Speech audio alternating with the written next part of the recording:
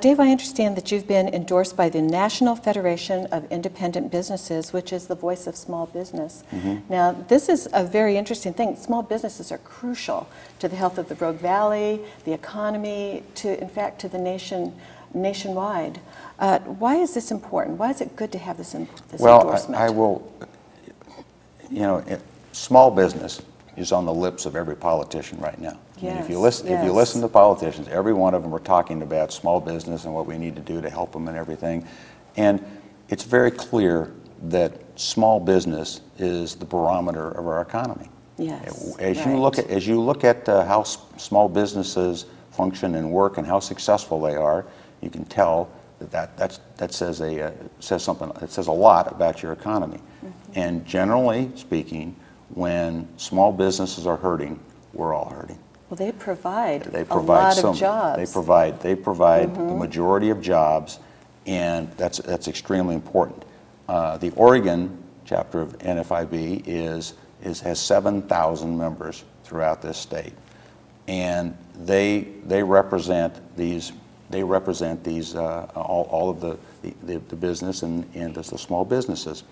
And what they do is they take a look at how different candidates, what their positions are, and whether or not they're going to be helpful to the small businesses, again, the lifeblood of our economy. And in the last legislative session, my opponent achieved a rating of 9% from NFIB. And so, on the other hand, they looked at my background. They looked at my core values. They looked at my beliefs and what I happen to think is important in my positions, and they came to the conclusion that I will support what the small businesses need. Well, and the second part of your question was about the why is this? What do we need to do to help? What do you think should be done to help the small businesses? Well, first off, we need to recognize we have a problem specifically for Jackson County, and that is that in Jackson County we're looking at a 12.8% unemployment rate. Wow! It's so what is huge. the nationwide? How does that compare nationwide? And that's 35. That rate is 35% higher than the rest of the nation, that we need to be looking at that. And there's a couple areas that we need to fix. First off, there's excessive taxes. And we know that, if I find it interesting that earlier this year we raised the taxes on both individuals and businesses. And we need to recognize something, and that is that almost half of the individuals that had their taxes raised, we said we were going to, again, raise taxes on the rich. Right. Those are actually S corporations, which are small businesses typically. Oh. That has a dramatic impact. When you talk to the small business folks, they'll tell you that because of the way they report their income, they're not corporations, they're really taxed as if they were individuals. And so therefore we are having an impact on small business, because that's typically the way small business does things. So you're looking at that, at a real problem in that area. The other issue that is extremely important is we have a regulatory regime in this state that when you sit down and you talk to small business owners, they'll tell you it makes it difficult to do business. They don't feel like this is a business-friendly state. They feel like every time they turn around, there is some regulation or some edict that they have to respond to. And it's interesting that when I sat down with one business leader and I asked him, because what I've been doing is I've been asking businesses, as opposed to what does the state need to do to make you successful, let's start with a different question. Let's ask the question, what does the state need to stop doing that will allow you to be successful? That's a little different way of thinking. It's just a different way of doing it. First, do no harm.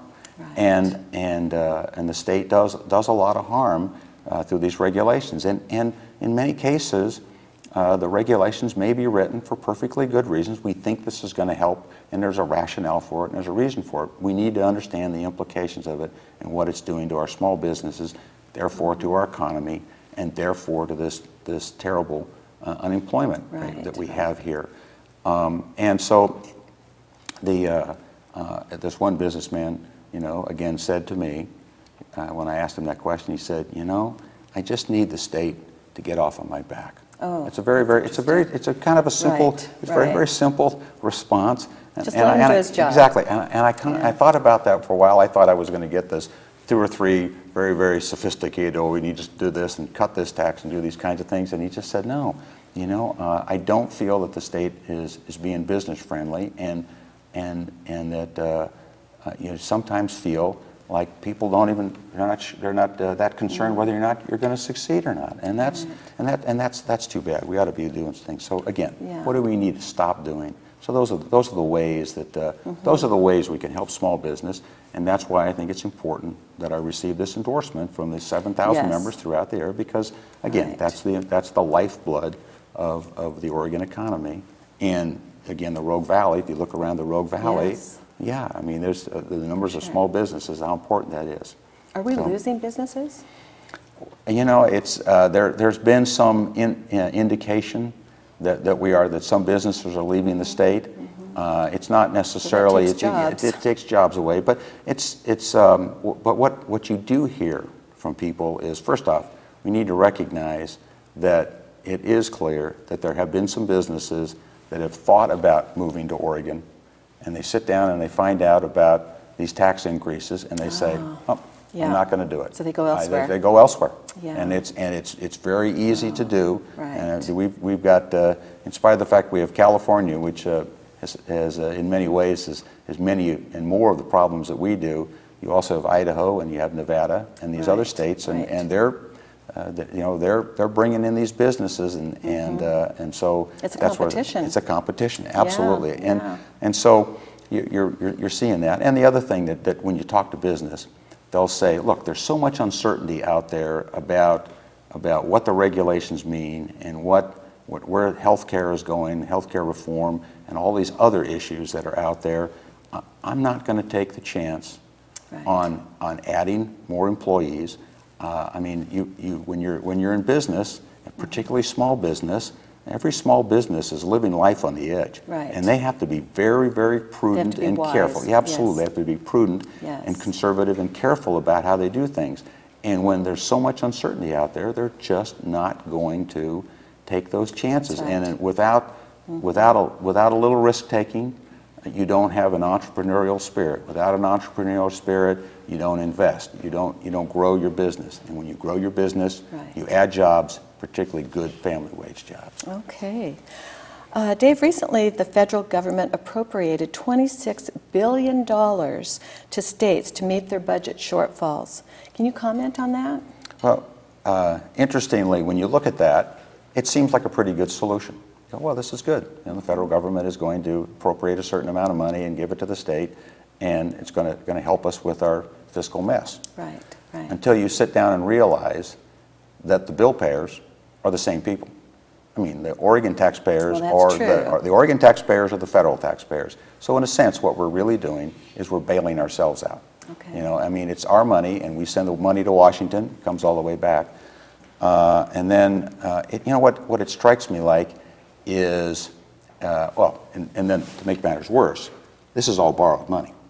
I mean, this is really our children are paying for this. That $26 billion is all borrowed money. And what it strikes me like is what we're essentially doing is we've run up bills and we've run up promises. So what we do is we go out and take out another credit card to pay for these promises and bills that we've got there. So some more credit. Again, it's another view of it. So and then the other view of this is we need to recognize, and I learned about this when I worked in Washington, D.C. There's something called the Golden Rule of Washington. And the Golden Rule of Washington goes like this: he who has the gold rules.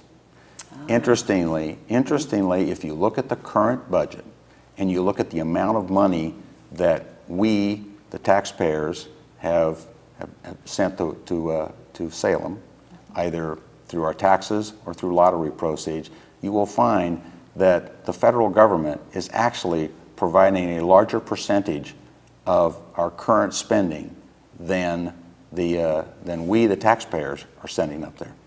Now, that doesn't include all the fees that we pay for, Right. for things like gas taxes and hunting licenses and those kinds of things. But the simple fact of the matter is, the more, as soon as you accept federal money, and it comes with strings attached, and it comes with rules attached to it. Okay.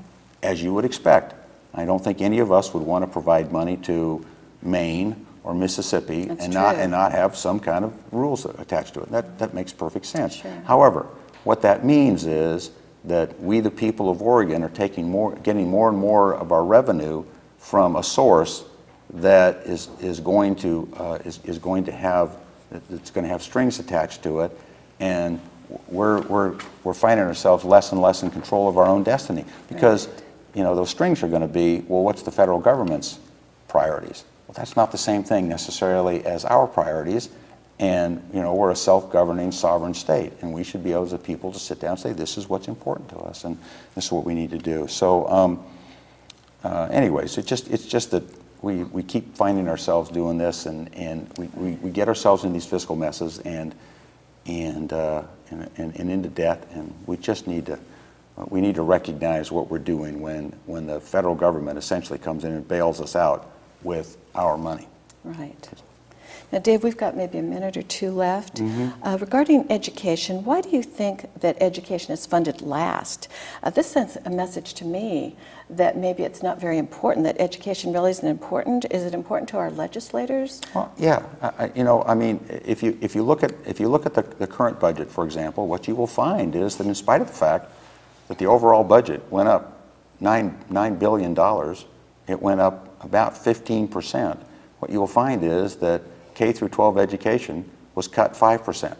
Now, that tells me that either that's not a priority, or we have a budget process that is wrong. I mean, if you've established education as a priority, so that's important. Okay. And so what we need is that stable funding. Right. Stable funding. That's well, we're just about out of time, but I thank you so much for stopping by today, and I thank you too for joining us today.